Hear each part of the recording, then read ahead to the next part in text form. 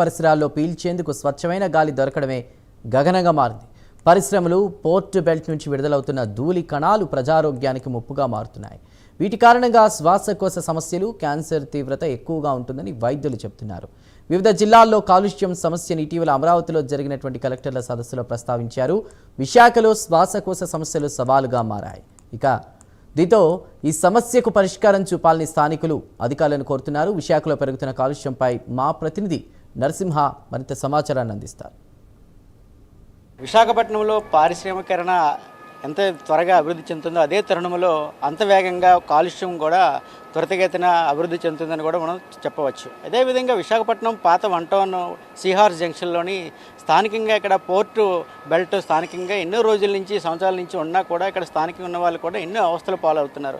అదేవిధంగా ఈ యొక్క పొల్యూషన్ ద్వారా ఎంతోమంది కూడా అనారోగ్యాల బారిన పడుతున్నారని కూడా ఇక్కడ స్థానికులు కూడా ఆరోపిస్తున్న సంగతి నెలకొంది. అదేవిధంగా విశాఖ సిహార్ జంక్షన్ వద్ద ఎన్నో ఏళ్ళుగా ఉన్నటువంటి ఈ యొక్క స్థానికులు కూడా ఇక కాలుష్యం బారిన పడి అనారోగ్య కారణం పడుతున్నట్టు కూడా స్థానికంగా తెలుస్తుంది.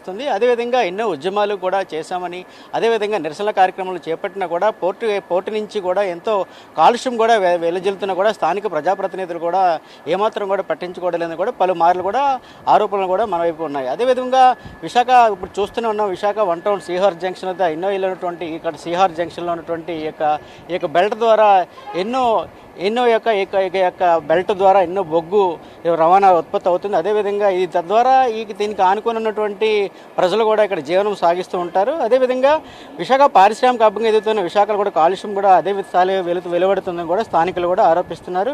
అదేవిధంగా నగర పరిస్థితుల్లో కూడా గాలిని పీల్చేందుకు స్వచ్ఛమైన గాలిని కూడా దొరకడం కూడా గగనంగా మారుతుందని కూడా స్థానికులు ఆరోపిస్తున్నారు. అదేవిధంగా ధూళి కణాలు ప్రజారోగ్యానికి కూడా ముప్పుగా మారుతున్నాయని, వీటి కారణంగా శ్వాసకోశ సమస్యలు, క్యాన్సర్ తీవ్రత ఎక్కువగా ఉంటున్నాయని కూడా వైద్యులు కూడా చెప్తున్న సంగతి నెలకొంది. ఏదేమైనా కూడా ఇలాంటి పరిస్థితులు నెలకొండా ఉండాలని కూడా స్థానికులు ఆరోపిస్తున్నారు. ఇక్కడ పాత వన్ టౌన్ పోలీస్ స్టేషన్ పరిధిలో ఉన్నటువంటి సిహార్ జంక్షన్లో ఉన్నాము. స్థానికులు కూడా ఇదే విషయమే పలుమార్లు కూడా స్థానికులు, ప్రజాప్రతినిధులు కూడా చెప్తున్న పరిస్థితి నెలకొంది. అసలు ఈ పొల్యూషన్ పెరగడానికి గల ఈ ఇటీవల కారణంలో ఎక్కువగా పొల్యూషన్ పెరుగుతుందని కూడా అంటున్నారు. ఎందువల్ల, దేనివల్ల అంటారు? బెల్ట్ ధూళి ఎక్కువ వచ్చేస్తుంది సార్. చిన్నపిల్లలు వేసుకొని రాత్రులు పడుకుంటుంటాం, చాలా ఎక్కువ ధూళి వచ్చేస్తుంది. ఊపిరికి ఉదయాన్నే లేచి పిల్లలు మూతులు తుడుస్తుంటే ముక్కుల నిండా, నోటి నిండా ధూళి ఉంటుంది. ఎందుకంటే ఇంట్లో పడుకోలేము, ఎండాకాలం బయటను పడుకుందామంటే ధూళి పొల్యూషన్ ఎక్కువైపోతుంది. చాలా మందికి చెప్పామండి, పెద్ద వాళ్ళకి కూడా చెప్పాం. ధూళి తుడిసి పట్టుకొని వెళ్ళి ధర్నాలు చేసాం. అయినా ఎవరు పట్టించుకోవట్లేదు, నాయకులు పట్టించుకోవట్లేదు, కనీసం వేరే పెద్దలు కూడా పట్టించుకోవట్లేదు.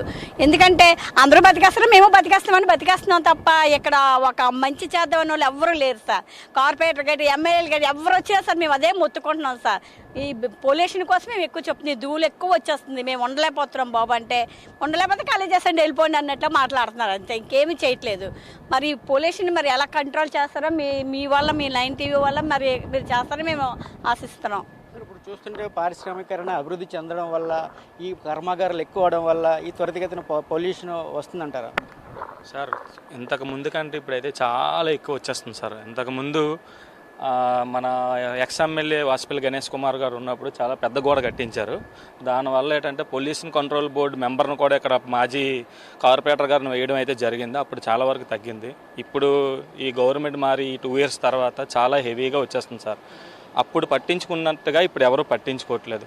ఇది బాగా స్లమ్ ఏరియా అండి. ప్రతి ఒక్కరికి కూడా ఫ్యాన్లో ఉంటారు. మాకు కరెంటు కొరత చాలా ఎక్కువ తీసేస్తుంటారు. చాలామంది చిన్న పిల్లలతో ఇలా ఓపెన్ డాబాల మీద పడుకుంటారండి. పడుకుని వాళ్ళకి ఊపిరితిత్తులు ప్రమాదాలు ఎక్కువ అవుతున్నాయి, దగ్గు ఎక్కువ వచ్చేస్తుంది, లంగ్స్ క్యాన్సర్ వచ్చేస్తుంది. ఎటువంటి పెద్దలు కూడా, ఎటువంటి నాయకులు కూడా మా కోసం పట్టించుకునే నాదుడు అంటే ఎవరు లేరండి.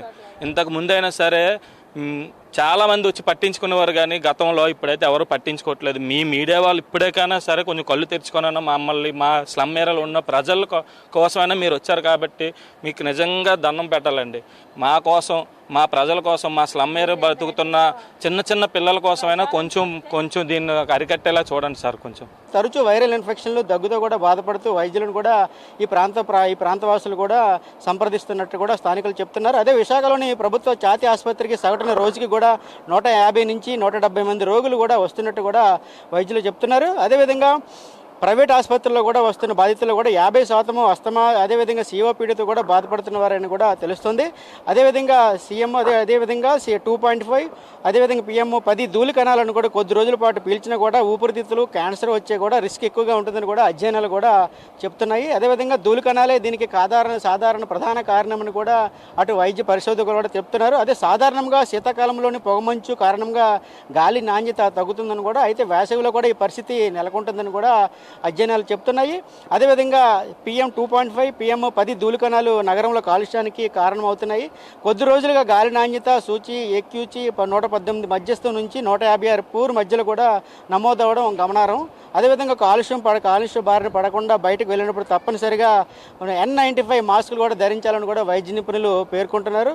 అదేవిధంగా దీర్ఘకాలిక వ్యాధిగ్రస్తులకు ఎక్కువగా ఈ సమస్యలు ఎక్కువగా వస్తున్నాయని, అస్తమా ఉన్నవారు కూడా ఎక్కువగా సమయంలో ఈ కాలుష్యంలో బారిన పడకుండా వైద్యులు కూడా అప్రమత్తంగా ఉండాలని కూడా సూచిస్తున్నారు. ఏదేమైనా కూడా ఈ ప్రాంతవాసులు ఎన్నో ఏళ్ళుగా చరిత్ర కలిగినటువంటి ఈ వన్ టౌన్లో నివసిస్తున్న వేలాది మంది ప్రజలు కూడా బారిన ఈ యొక్క పొల్యూషన్ నుంచి కాపాడాలని కూడా స్థానికంగా ఉన్నవారు కూడా ఎక్కువగా ఇక్కడ ప్రయాసపడుతున్నారు. అదేవిధంగా ఈ యొక్క వేసవి తరుణంలో కూడా ఈ ప్రాంతంలో కూడా అధికంగా ఈ యొక్క పొల్యూషన్ రావడం వల్ల కూడా మేము అనారోగ్య పాలనలు పడుతున్నామని కూడా అదేవిధంగా మేము ప్రజాప్రతినిధులు కూడా కలిసినా కూడా ఏమాత్రం కూడా పట్టించుకోవడం లేదని, ఈ ప్రాంతంలో కూడా ఈ యొక్క సమస్య తరచూ వస్తుందని కూడా బాధపడుతున్న పరిస్థితి నెలకొందని కూడా చెప్తున్నారు.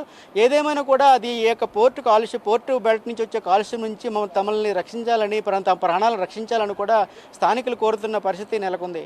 కెమెరామెన్ సుధాకర్తో నరసింహ, ప్రైమ్9 విశాఖపట్నం.